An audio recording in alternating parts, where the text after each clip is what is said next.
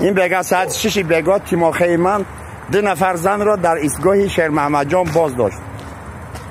این 2 زن خواستن که به این میدان گذارد اما مرادی از آنها حاصل نشد. навор сохта шудагии бо дастгирии сайти 1xbet дариҷа коэффициентҳои зиёд ва бонусҳои гуногуна меёбем ки силкаш дар комментария. ҳамчунин агар бо промокоди ёвонӣ шумо регистратсия кунед барои пардохти аввалинтон 6500 рубл бонус медиҳанд. چو کردی اکشر سوزی خوبی سلام علیکم. سلام علیکم. خیلی باز نمیتوفسی؟ خاک برادر گردش زندگی ده. ای بین این مگزینو. گو چوکا. اینا میره ای پیتورس شوف خاک کراسنی سینه میگیریم. کراسنی سینه پروداکت ارزون گرفته کراسنی سینه میگیریم.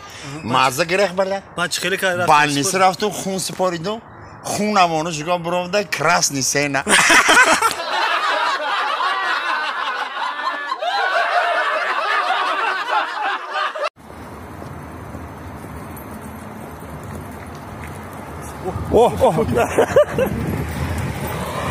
Ты что, я, братан, не можешь потише ехать, да? Майли, мы хард момент не мамурдим. Мы задвону майли идут тебе у бесход мемона да гирдик зад. Я машин медоштан ягон то мегирифшонам. Велосипед доран яр ягон то немегирам. Айран согири хон. О.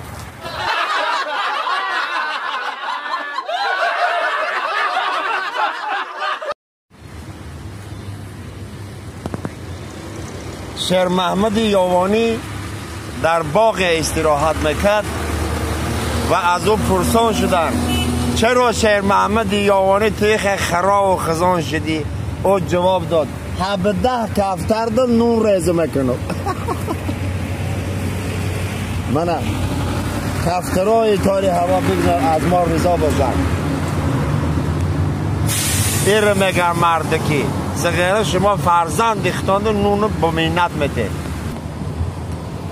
بیاین منه هی حالی نون بخورم بعد عبد شوربا میتونم شوربا.